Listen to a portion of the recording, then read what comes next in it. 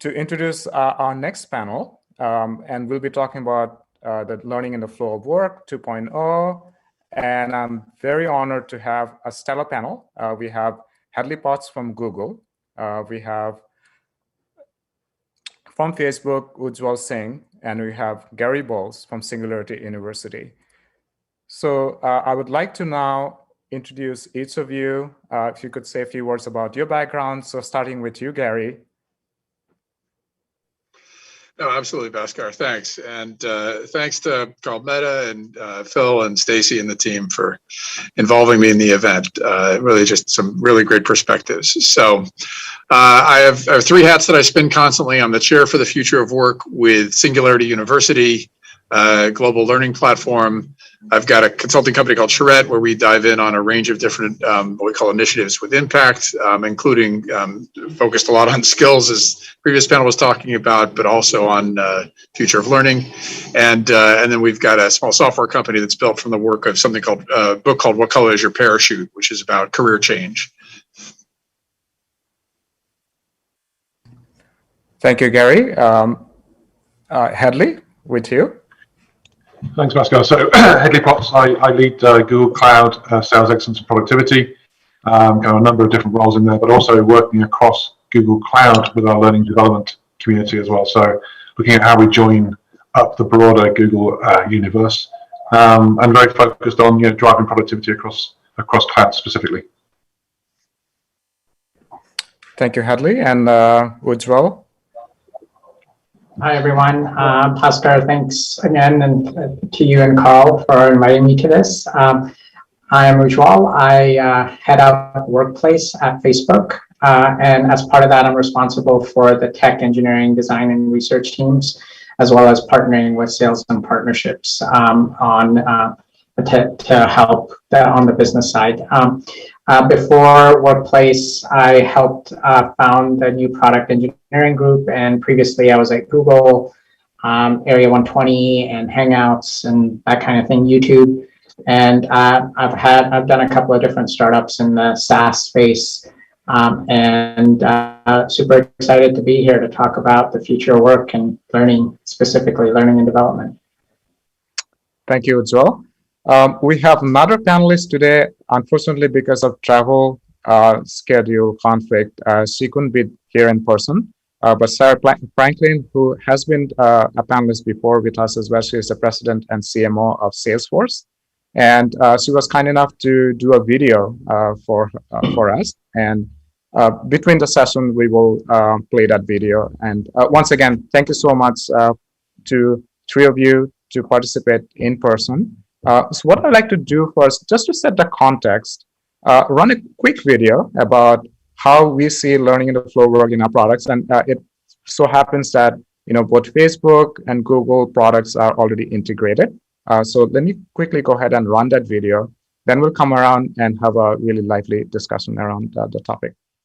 Employees to level up and reskill no matter where they are working, bringing learning into the flow of work. Is that better? Let's take a look at a few. We all rely on search in our everyday lives. With the Edcast Chrome extension, you can now unlock the value of the content hidden in your enterprise by surfacing on the Google Search UI, harnessing the power of existing user behavior. The Edcast Chrome extension also brings powerful content creation capabilities, such as screen recording and more, so you can easily record and share your insights. If your organization uses Google Workspace, you can turbocharge your document creation experience by surfacing contextually relevant reference materials to help you get your work done faster. You can also easily push your document back to Edcast to curate the content into pathways and perform workflows, assigning it to your team members. Your sales team is already busy, and they already spend their time in Salesforce. With the Edcast integration for Sfdc, your sales team is able to easily access assignments, sales training content at a glance, immediately after logging into Salesforce. Additionally, Edcast brings contextually relevant content right alongside opportunities and other objects in Salesforce to help your sales team ramp fast and close faster. Let's see how Edcast brings learning and skill building into Facebook Workplace. At any time, learners can chat in natural language with their learning coach, Coach Eddie, to search for internal or external content or subject matter experts. Coach Eddie will also deliver AI recommended content to employees, along with assignment reminders and more. Inside Facebook Workplace, managers can even upskill their teams by pushing recommended learning content from Edcast directly into workplace groups, helping to ensure your employees stay on track, whether they are remote or in the office. Does your company use Microsoft Teams for collaboration? Now the Edcast app for Teams is even better. With a brand new design, learners can access their assignments, recommended content, notifications, leaderboard, and more. All from the Edcast tab in Teams. Learners can consume content fully within Teams, without the need to jump to another window or browser tab, for a truly frictionless experience.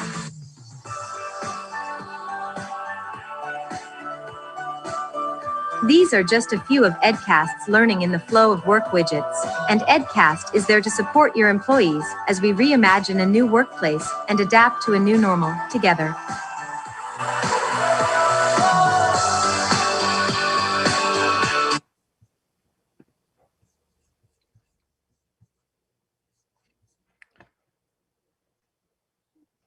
So wanted to set a quick context with learning in the flow of work as we have it at Edcast. So a key theme about learning in the flow of work is about meeting the learner where he or she works. So that's kind of the foundation around it. So starting with you, Ujjwal, your thoughts on how do you see that, and so maybe talking with the context of Facebook as well.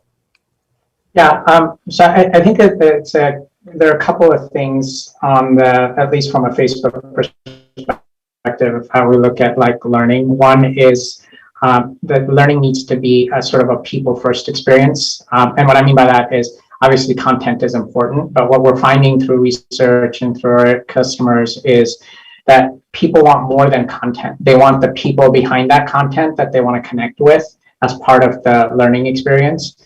And then the other part I'd say, to answer, Bhaskar, your specific question around meeting people where they are, learning isn't a discrete moment in time for most people. Like if you think about the employee journey, and learning is a continuous thing. It begins with the day you're hired and you start to onboard, and then sort of continuous learning, continuous training is the other thing that we're finding it from sort of our customers and our users. Great, thank you. Yeah, I think contextuality, as you said, the continuous nature of it is super important. Gary, I know you have some very interesting thoughts around it. You talk about it in your new book as well. So love to hear your thoughts around that. Oh, no, thanks, Bhaskar. So I have a book out for about a month now called The Next Rules of Work. And sort of the framing of it is the mindset, skill set, and tool set. And I think a lot of times we tend to focus a lot on skill set. We use words like upskilling and reskilling and side skilling, and it's kind of sound like the industrial era processes that I thought we'd left behind. I think training and learning are quite great. And as Ujjwal was saying, certainly learning begins the day that we step on the job. But the truth is, learning begins the day we step on the planet. We're all kind of trial and error machines, and nobody gave us the user manual of us. So we have to sort of build that user manual as we go along. And we do a lot of trial and error. We don't call it trial and success. And so what we used to do is we used to have this big chunk of learning at the beginning of our lives that then we could amortize over our careers, our relationship with work. And now we know that in a world of exponential change, that's no longer sustainable or doesn't provide long-term value because the shelf life of information changes so fast. So a couple of things I think that we've shifted to is much more of what we call just-in-time and just in context learning. So you run into a problem, you don't go back, to solve some technical challenge. You don't go back for a 4-year IT degree. Young people nowadays, they just pull up their digital distraction machines, which we often call cell phones, and they look up a YouTube video. And so they solve a problem just in time, like just as they're doing it, and just in context. It's in the context of the work, of the problem that they're solving.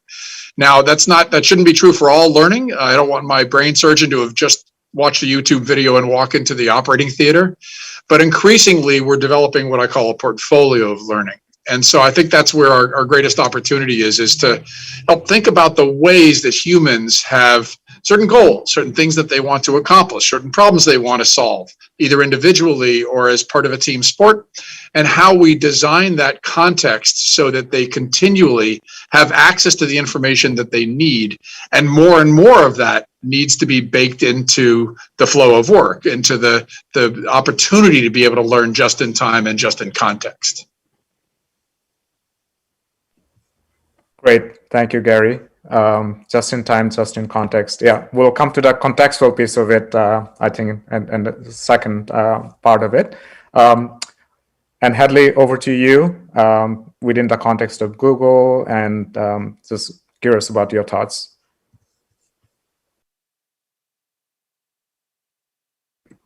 Hadley, I think you're on mute. Yeah, apologies for that. The famous COVID words. So I think for me, just building on what Gary was saying, I think this just-in-time learning is becoming more and more relevant. We're seeing a lot of opportunity for us to actually insert learning into, workflows and products and tools that our sellers are using. And it's interesting. I think we've seen a lot of examples where, sellers are not turning up prepared for meetings. We've got, issues with, kind of people not having the practical experience. Onboarding is kind of, right now, we've kind of come from a world where we were trying to cram everything into people's heads, and then expecting them to remember that through the cycle of learning, or kind of rolling out the ramping from a sales perspective. Also the shelf life of learning is shortening. I think that's the changes kind of happening all the time. So, we see a lot of opportunity to move away from rigid curriculums to thinking about kind of smaller, bite-sized bits of learning that's very relevant. I think relevance is a huge piece here. And in fact, for us, in the last quarter, I got some data yesterday. We've seen an 83% improvement in take-up of training learning in one region, because we've become more focused, more relevant to roles and things that people are doing, versus trying to do a one-size-fits-all. And to me, that's going to make a big difference. But I think the key is, getting that training to the right person at the right time in the right way. So mobile, all of those kind of modalities is going to be critical to us as we move forward. Absolutely. So we talked about the contextuality quite a bit. So it's being able to have personalized, contextual, relevant, and timely information to the learner in the flow of work. And one of the things, obviously, people have been quite excited about is how AI can help that, having the way what we're seeing in the recommendation engine in the world of consumer world. I know the previous session we talked about AI and with the context of taxonomies and so forth. But I'm kind of curious how you think about how AI is already helping, and where do you see it helping more to give more contextual information. So maybe Hadley, sticking with you first, your thoughts on that first. Yeah, and being Google, of course, we're not short of data. I think a couple of areas I see AI and ML working. One is about driving proactive recommendations for learners, but also for leaders as well, frontline managers. And so we've kind of rolled out a small pilot dashboard for managers, which, rather than kind of having them take action on historical data, is actually providing future-looking data to predict performance of sellers and actually make recommendations on what type of learning, training, coaching they might need to get them back on track. So this is really important. Again, I talked about the onboarding piece. It really relates to how we ramp our sellers. The other piece, of course, is as we think about kind of crowdsourcing information, I think that's going to be a big trend in the future. How do we interpret that? How do we kind of look at what is in that knowledge, that kind of, maybe it's a video? How do we understand that and map that back to the taxonomy that the previous group were talking about? And then again, use the AI ML to surface that to the right viewer at the right time. So I think there's lots of kind of use cases for AI and ML, and we need to get more automated, because I think the volume of that library that Gary was talking is going to increase as we think about the different modalities. Thank you, Hadley. Ujjwal, your thoughts? I know Facebook, especially with Facebook AI research, big on AI. So curious about your thoughts on.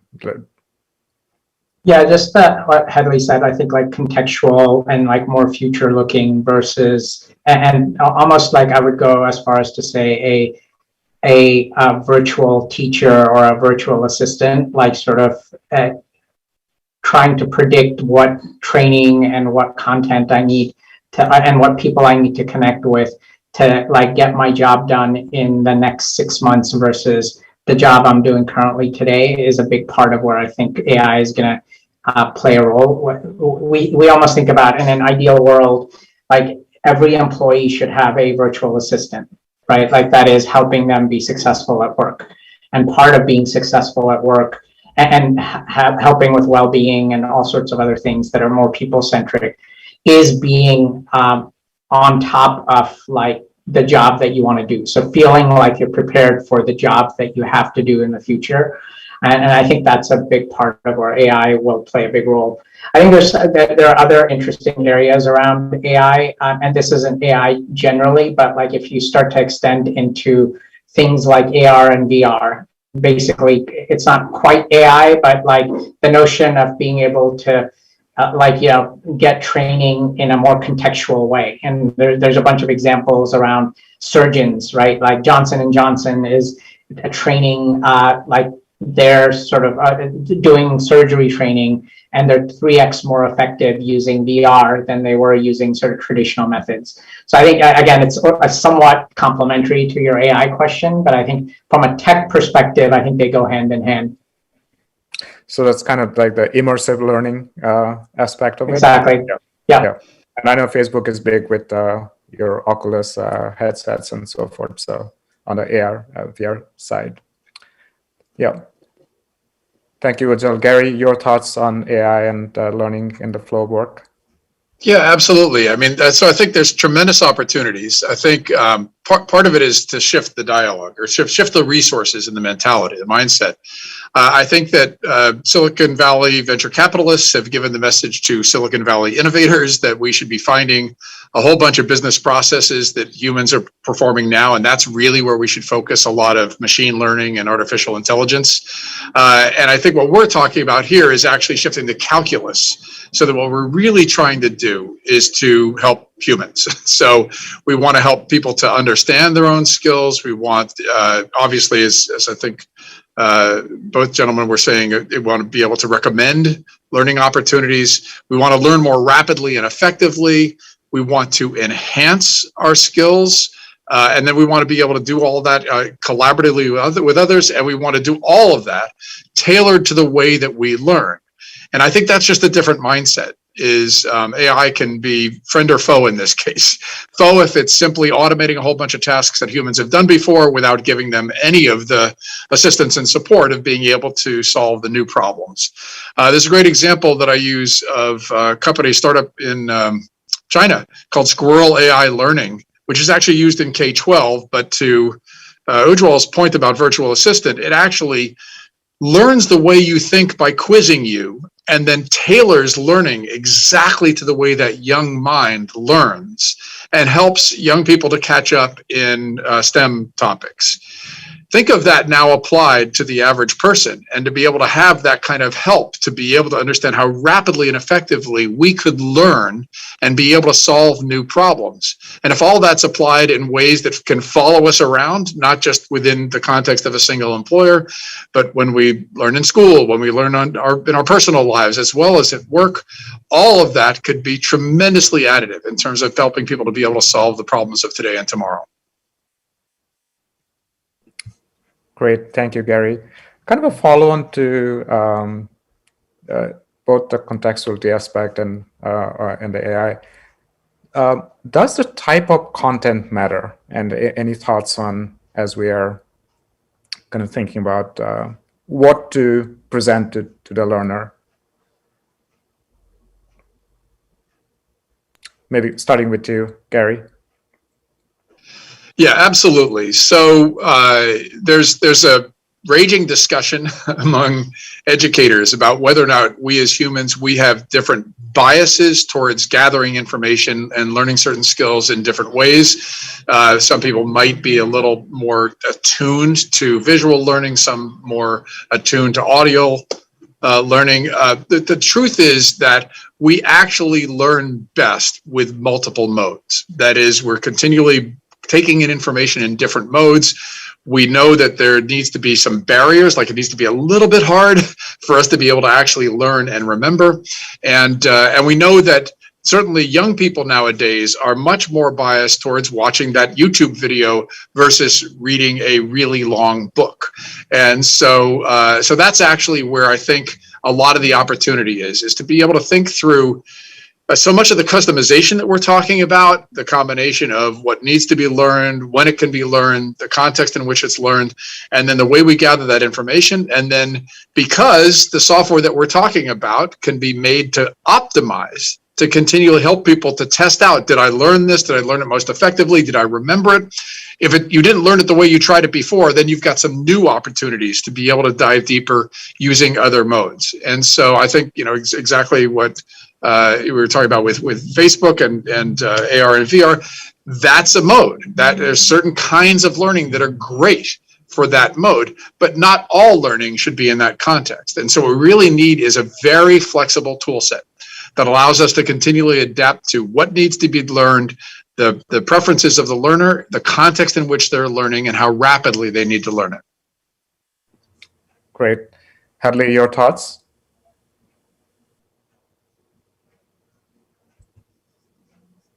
I think, Hadley, you're on mute.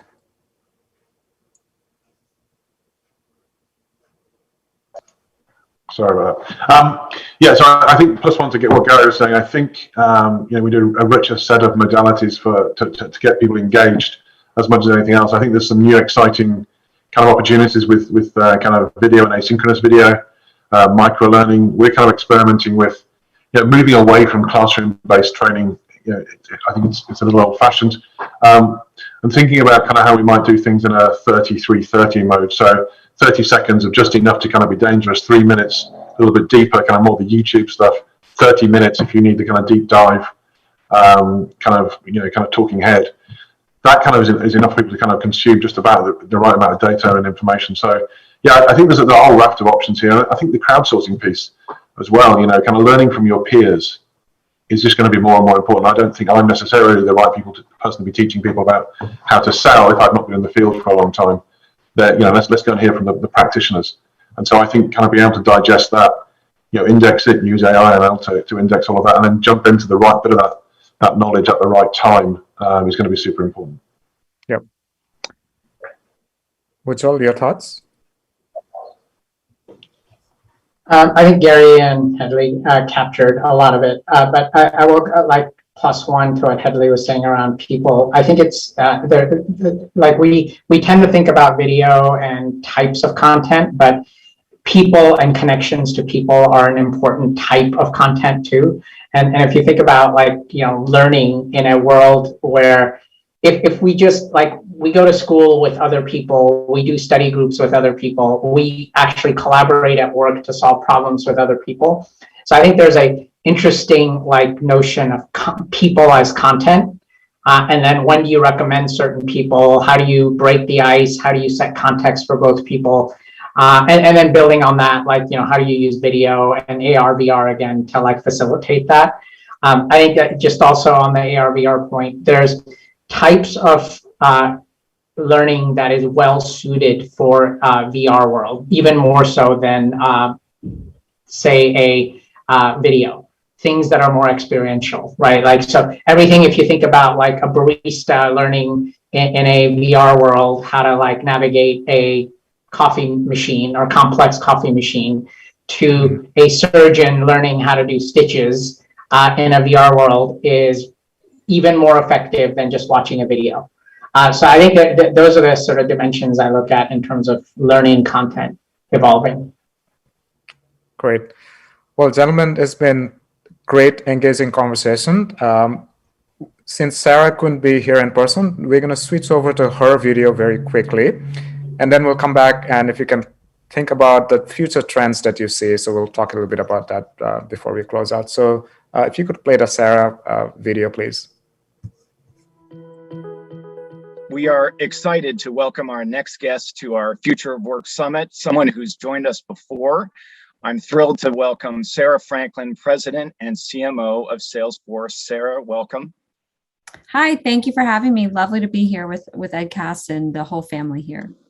Thanks for coming back again, and we're excited to talk about Learning in the Flow of Work 2.0. Maybe you can speak to the bigger picture. What are you and Salesforce doing to support and facilitate learning and training and upskilling in the flow of work for your customers? It's never been more important to reskill and always be learning in the world that we're living in now, because it's a new world. And at Salesforce, we've invested in Trailhead, which is our free online learning platform, where we have thousands of badges and that covers everything from soft skills to tech skills and business skills and more. And at Salesforce, we're not just creating the curriculum, but we're also investing not just in our technology here, but also in the world and our communities with grants, with our education providers, because it's very important that business is the greatest platform for change, and that we help not just with the reskilling, but also with our communities as well. Absolutely. And you talk about reskilling and upskilling and talent development. They're all similar, but slightly different. They complement each other. And certainly I know that's been a focus for you and the Salesforce team. It really is a focus, because we have a philosophy that, we are only successful when you're successful, when our customers are successful. We're in a world where innovation is at hyper speed. People's digital roadmaps have been accelerated by years and decades even. And these are skills that people may not have regardless of your industry. Every company is becoming like a software technical company. And it's important that the employees at every company are reskilled so that you can come along. Josh Bersin just recently wrote about the primary importance of employee experience, how EX is now at the center of the HR tech market, he writes. Walk us through how the Slack acquisition and integration has helped Salesforce really support not only learning, but knowledge sharing and collaboration, and feed into that hyperspeed emphasis today in the current enterprise market. With Salesforce and the recent acquisition of Slack, we see that even more than just the employee experience, companies who used to think about their physical headquarters first, used to think about what your building was like, what your office configuration was going to be. And now the digital HQ is way more important than the physical HQ. You have to think about all those things in the digital world. How are you going to onboard new people, what their setup is going to be like, how they're going to communicate with the other teams. Instead of conference rooms, you have your channels. Instead of meetings, you're going to have huddles. And this is a whole different way of thinking. You need to think, how are you going to align on time zones versus physical locations? And it's important, as we were talking about, that you learn in the flow of work. It's not a separate thing you do. It's something that you do in the flow of what you're doing every day. And with Slack, we've built this integration seamlessly to surface Trailhead and to surface learning within Slack. So you can bring it up right there seamlessly, and you have AI, which can help predict what you might need to learn. Because Slack is integrated through its incredible ecosystem of partners, whether it's to your calendar, whether it's to your backend systems, whether it's to your expenses, it's connected so you can do everything there. And that's really important for your employees, because you think you might need to learn a new skill, but you might also need to learn how to submit your expense reports, right? These are all things that you need to learn. And as an employee, you need to be onboarded very easily. And so that's why I'm so excited that we've brought in Slack together into our family, but we've also made it super seamless to surface all of that learning right in the flow of work. Yeah, that shift to hybrid work and to a digital workspace really has changed the employee experience and changed the emphasis on how employees are collaborating. I'm sure that was part of the strategy in making this acquisition and integrating with Salesforce. If you want to be a successful company in the work from anywhere world where you're looking to get back to growth, you need to think about your customer and your employee experience and put them together in that digital HQ world. So whether you're salespeople, they're not getting on airplanes anymore. They're meeting in the Zoom rooms. Your call centers are run from your kitchens, and that's the world. And then you have to be able to collaborate with HR and legal and finance and IT all together. And that's where Slack is so great, because you have all of that collaboration securely happening in one place to bring all the right people's files and conversations together. And then when people are learning at the same time, it just is like that magic bow on top of everything.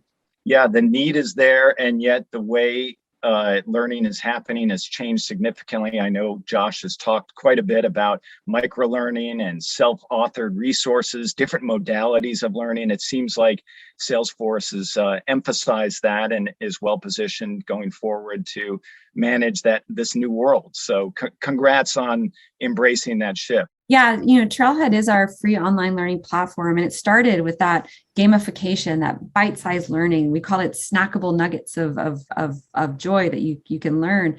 You look even at in the world of social media, where you just have long form videos, and now you have like 80-second little TikToks, and yep. It's the way people are engaging in these micro moments. And that's the other thing with this hybrid work from anywhere world, is that recreating those moments, recreating those conversations around the water cooler, recreating those, impromptu coffee chats that you have in a way which you can be engaging with people, but also learning from each other as well. And it's so important that we partner together as great companies to bring the best of learning from everywhere to people in the flow of work. Absolutely. And you talked about those moments. We refer to those as moments of need, where employees go through pivotal times and needs where they need knowledge or insights directly related to what they're doing and why they're doing it. It seems like having that seamless connection, access to the right insights at the right time is more critical now than ever. 100%. You think of something which is like, as a manager, giving feedback to your employee, like, how do you do that, right?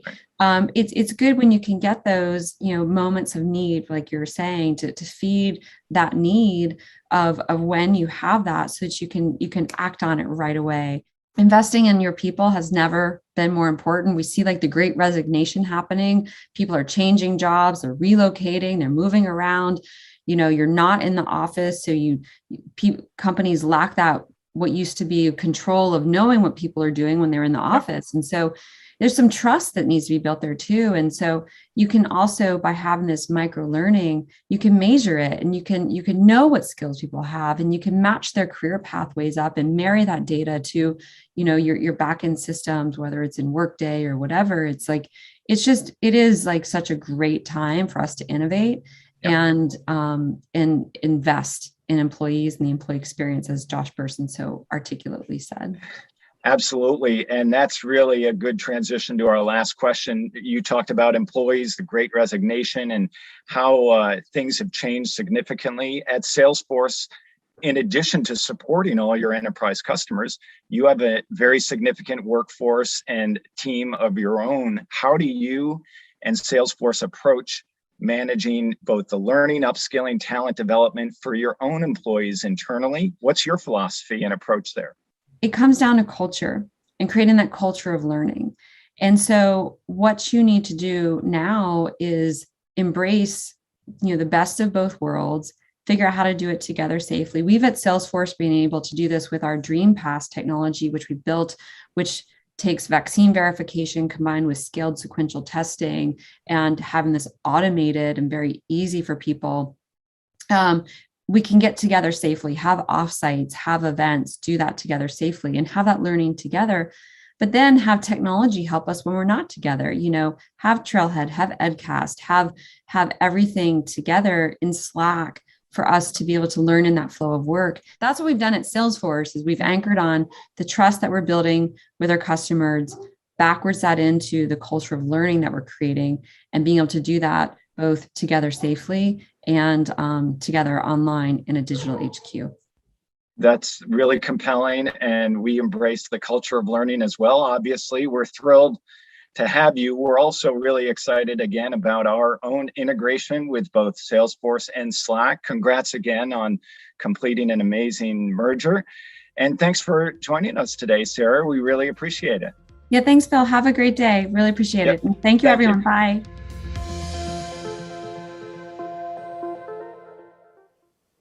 Thank you. Great insights from Sarah. So following up from our discussion before, kind of curious about what future trends that you see, and we touched upon some of it, starting with you, Hadley, related to learning in a flow of work.